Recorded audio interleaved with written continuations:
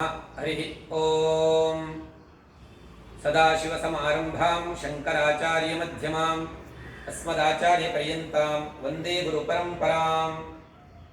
एकेन चक्रमपरेण करेण शङ्खम् अन्येन सिन्धुतनयामवलम्ब्य तिष्ठन् वामेतरेण वरदाभयपद्मचिह्नं लक्ष्मी नृसिंह मम देहि करावलम्बम्।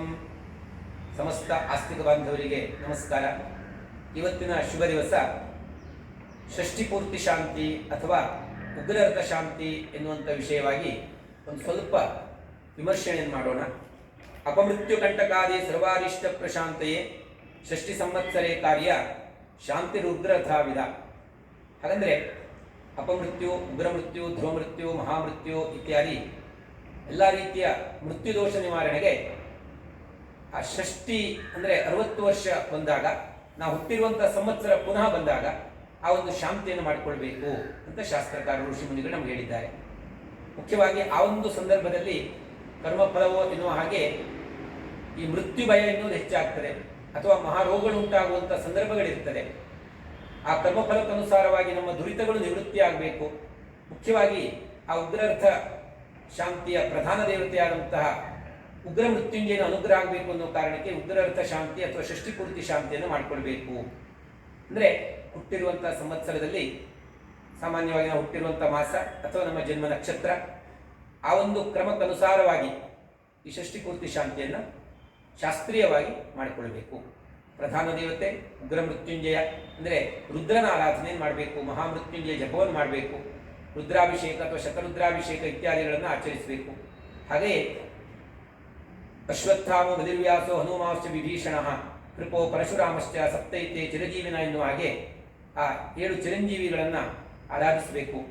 ಮಾರ್ಕಂಡೇಯ ಮಹಾಭಾಗ ಸಪ್ತಕಲ್ಪಾಂತ ಜೀವಿನಃ ಆಯುರಾರೋಗ್ಯಮೈಶ್ವರ್ಯಂ ದೇಹಿ ಮೇ ಮುನಿಪುಂಗವ ಎನ್ನುವ ಹಾಗೆ ಮುನಿಪುಂಗವರಾದಂತಹ ಮಾರ್ಕಂಡೇಯ ಸ್ವಾಮಿಯನ್ನು ಸ್ಮರಿಸಿ ಜಪವನ್ನು ಮಾಡಬೇಕು. ಮಹಾಮೃತ್ಯುಂಜಯ ಜಪವನ್ನು ಮಾಡಬೇಕು. ಮೃತ್ಯುಂಜಯತೀತಿ ಮೃತ್ಯುಂಜಯ ಅಂದರೆ ಮೃತ್ಯುವನ್ನೇ ಸೋಲಿಸಿದಂಥವನು, ಮೋಕ್ಷವನ್ನು ಕರುಣಿಸುವಂಥವನು ಅಂತ. ಯಾರತ್ತೂ ಮೃತ್ಯುವನ್ನು ಸೋಲಿಸಲಿಕ್ಕೆ ಸಾಧ್ಯ ಇಲ್ಲ.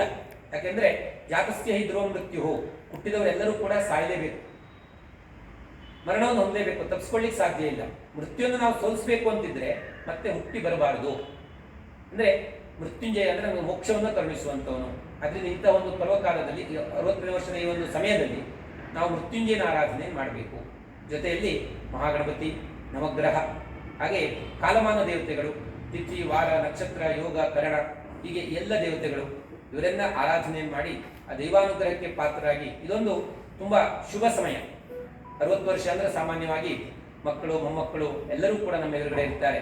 ಅಂಥ ಒಂದು ಸಂದರ್ಭದಲ್ಲಿ ಸಂತೋಷದಿಂದ ಇಷ್ಟು ವರ್ಷಗಳ ಕಾಲ ಒಂದು ಭವ್ಯವಾದಂತಹ ಒಂದು ಉಜ್ವಲವಾದಂತಹ ಜೀವನವನ್ನು ಮಾಡಲಿಕ್ಕೆ ನಮಗೆ ಅನುಗ್ರಹಿಸಿದಂತಹ ಭಗವಂತನಿಗೆ ಒಂದು ಧನ್ಯತೆಯನ್ನು ಅರ್ಪಿಸುವ ಜೊತೆಯಲ್ಲಿ ಇಷ್ಟು ವರ್ಷಗಳ ಕಾಲ ಜೀವನ ನಡೆಸುವಂತಹ ಸಂದರ್ಭದಲ್ಲಿ ಅನಿವಾರ್ಯವಾಗಿ ಜ್ಞಾನತ ಅಜ್ಞಾನತ ಮಾಡಿರುವಂಥ ಕರ್ಮ ದುರಿತಗಳು, ಪಾಪಾಂಶಗಳನ್ನು ನಿವೃತ್ತಿ ಮಾಡಿಕೊಳ್ಳುವ ನಿಟ್ಟಿನಲ್ಲಿ ಮತ್ತು ಗ್ರಹದೋಷಗಳ ಒಂದು ಕ್ರೂರತೆಯನ್ನು ನಿವೃತ್ತಿ ಮಾಡಿಕೊಳ್ಳುವಂಥ ನಿಟ್ಟಿನಲ್ಲಿ ಉಗ್ರರಥ ಶಾಂತಿ ಅಥವಾ ಷಷ್ಠಿ ಪೂರ್ತಿ ಶಾಂತಿ ಎನ್ನುವಂಥ ಈ ಶಾಂತಿಯನ್ನು ಕ್ರಮವಾಗಿ ಶಾಸ್ತ್ರೀಯವಾಗಿ ಆಚರಣೆ ಮಾಡಿಕೊಳ್ಳುವುದರಿಂದ ನಾವು ಮಾಡಿರುವಂಥ ಪಾಪಾಂಶಗಳು ನಿವೃತ್ತಿಯಾಗಿ ಮುಂದಿನ ದಿನದಲ್ಲಿ ಸದೃಢವಾದಂಥ ಆರೋಗ್ಯಯುತವಾದಂಥ ಆಯುಷ್ಯ ಪ್ರಾಪ್ತಿಯಾಗಬೇಕು. ನಾವು ಮಾಡಿರುವಂಥ ಏನಾದರೂ ಅಲ್ಪ ಸ್ವಲ್ಪ ಪುಣ್ಯಾಂಶಗಳಿದ್ದರೆ ಅದು ನಮ್ಮ ಮುಂದಿನ ಪರಂಪರೆಗೆ ಹೋಗಬೇಕು, ಪಾಪಾಂಶಗಳಿದ್ದರೆ ಅದು ಅಲ್ಲಿಗೆ ನಿವೃತ್ತಿ ಆಗಬೇಕು. ಹಾಗೆ ದೈವಾನುಗ್ರಹ ಪಾತ್ರವಾಗಬೇಕು, ವಂಶಾಭಿವೃದ್ಧಿ ಮತ್ತು ಆ ಕುಲದ ಉನ್ನತಿ ಪ್ರಾಪ್ತಿಯಾಗಬೇಕು ಎನ್ನುವಂತಹ ಸದಿಚ್ಛೆಯಿಂದ ಈ ಒಂದು ಶಾಂತಿ ಪೂಜೆಯನ್ನು ಆಚರಿಸಬೇಕು. ಉಗ್ರರಥ ಶಾಂತಿ ಅಥವಾ ಒಂದು ಷಷ್ಠಿ ಪೂರ್ತಿ ಶಾಂತಿಯನ್ನು ಮಾಡಿಕೊಳ್ಳುವ ಮೂಲಕ ಅದನ್ನು ಜಾತಕ ಪರಿಶೀಲನೆ ಮಾಡಿ, ಅದರ ಜೊತೆಯಲ್ಲಿ ಬೇರೆ ಯಾವುದಾದ್ರೂ ಗ್ರಹಗಳ ಕ್ರೂರತೆ ಇದ್ದರೆ ದಶಾಭುಕ್ತಿ ಆಧಾರದ ಮೇಲೆ ಅಥವಾ ಒಂದು ಗೋಚರ ಗ್ರಹ ಸ್ಥಿತಿಗಳ ಆಧಾರದ ಮೇಲೆ ಕುಂಡಲಿ, ರಾಶಿಕುಂಡಲಿ, ಅಂಶಕುಂಡಲಿ ಇದೆಲ್ಲದನ್ನು ಸರಿಯಾಗಿ ಪರಿಶೀಲನೆ ಮಾಡಿಕೊಳ್ಳುವ ಮೂಲಕ ಸರಿಯಾದ ಸಮಯದಲ್ಲಿ ಈ ಒಂದು ಶಾಂತಿಯನ್ನು ಮಾಡಿಕೊಳ್ಳುವುದರಿಂದ ಖಂಡಿತವಾಗಿಯೂ ದೈವಾನುಗ್ರಹ ಪ್ರಾಪ್ತಿಯಾಗಿ ಮುಂದಿನ ನಮ್ಮ ಜೀವಿತ ಅವಧಿ ಆರೋಗ್ಯಯುತವಾದಂಥ ಆಯುಷ್ಯ ಪ್ರಾಪ್ತಿಯಾಗುವ ನಿಟ್ಟಿನಲ್ಲಿ ಕಾರಣವಾಗ್ತದೆ ಎಂಬುದಾಗಿ ಹೇಳ್ತಾ, ಆ ಉಗ್ರರ್ಥ ಶಾಂತಿಯ ಪ್ರಧಾನ ದೇವತೆಯಾದಂಥ ಮಹಾಮೃತ್ಯುಂಜಯ ಎಲ್ಲರಿಗೂ ಅಮಂಗಲ ನಿವೃತ್ತಿ ಮಾಡಿ ಸನ್ಮಂಗಲವನ್ನು ಉಂಟು ಮಾಡಲಿ ಎಂಬುದಾಗಿ ಹೇಳ್ತಾ ನನ್ನ ಮಾತಿಗೆ ಪೂರ್ಣವಿರಾಮವನ್ನು ನೀಡುತ್ತೇನೆ.